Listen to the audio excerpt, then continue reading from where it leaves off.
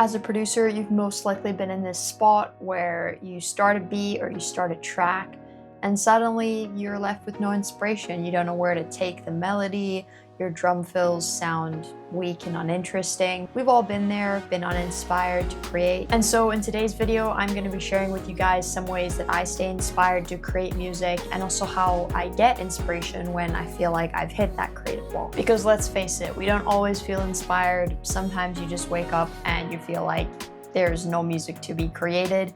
When you hit that spot though, I always think that that's one of the best spots you can actually explore your creativity through boredom and also finding new mediums that you can just take inspiration from. So this, as you can see, this is my music box. It says music on it. And I pretty much store all my small instruments in here. Some instruments that I have in here are things like a small tambourine. I have a couple recorders, a kazoo, a harmonica, and a bunch of just other small instruments that you normally wouldn't use necessarily when creating music in a DAW. But the reason why I have this box is because when I'm bored or when I just don't feel inspired, sometimes I love just creating sounds or beats just in my own time, not recording them, just using instruments I have laying around. I found that just organically going through different sounds that aren't necessarily from a computer usually sparks my creativity and has me making something that I wouldn't normally be able to make on the computer. So through that process of just playing around with some stuff, just for fun and enjoyment of it, I find that that really helps if I feel uninspired to create a melody. Sometimes even through just playing through some of these instruments, I get a really cool idea that I'll then transfer to the computer and get going into a real beat. Okay, so now that the music box is away, let's move on to the next method. So this is the SP404 Mark II. It is a piece of hardware and it's like a sampler instrument. What it pretty much does is you load sounds into here, whether that be from your phone, from any types of instruments, so guitar, bass, anything that you can kind of get into these line inputs, you sample right into this machine. And then throughout all these pads and different buttons, you can chop the samples, edit them, add really cool sound effects, and create whole new melodies with only this one piece of hardware. No external DAW or computer gear needed. And as I've recently gotten into things like external hardware and relying less on a DAW to create music, I've actually found that sometimes my creativity is way more open and just way more intuitive when I'm using something like this. I really love the tactile, being able to actually like turn knobs and, push buttons. I sometimes find it more fun than just clicking on the computer mouse and using a DAW. So if you're someone that kind of wants to steer away from tech and keep things analog, you should really pick up a piece of external gear or hardware. I obviously recommend this, the SP404 Mark II. Not sponsored in any way, I just really enjoy this sampler, and although many say that when you first pick this specific device up, the learning curve is quite intense, I actually found it to not be that bad. So any type of external hardware, whether it be a sampler, a synth especially, those are super fun.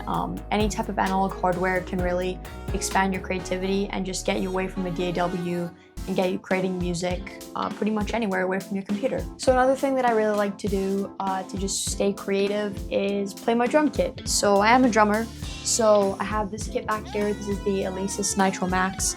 It's just an E-kit, and I sometimes find just jamming along to some of my favorite songs and just playing along using a drum kit can really get me inspired, especially when I'm feeling a kind of block with a drum groove and I end up creating something really repetitive and boring in my DAW and I'm like, what is this?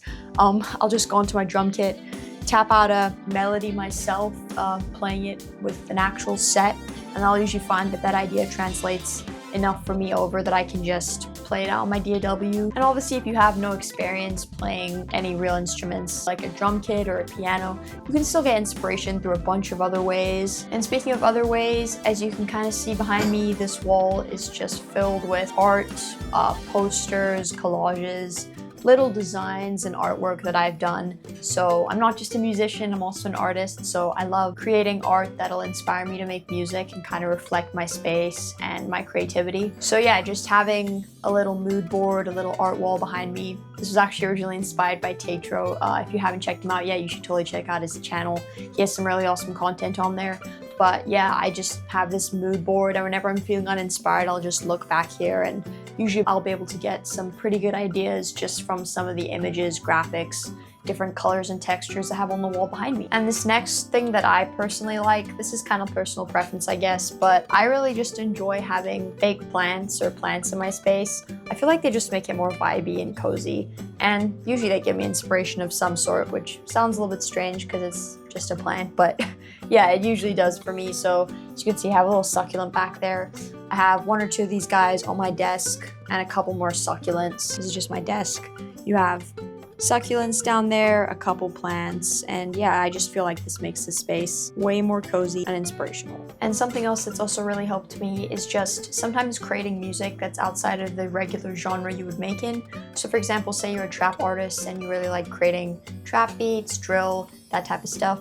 If you even just step away from that genre and just create something else, like maybe lo-fi, hip-hop, just music that has different types of drums, different types of melodies and instruments, sometimes that can really even maybe open a whole new pathway of music you never even realized you enjoyed beforehand. So I always find that pretty helpful, just kind of playing around with different genres and experimenting with different types of sounds. And one of the last things that I like to do is just diversifying your space. So whether that be cleaning up, changing something out, or even like switching your desk space around, I find that sometimes having some new stuff around you can make you feel more inspired.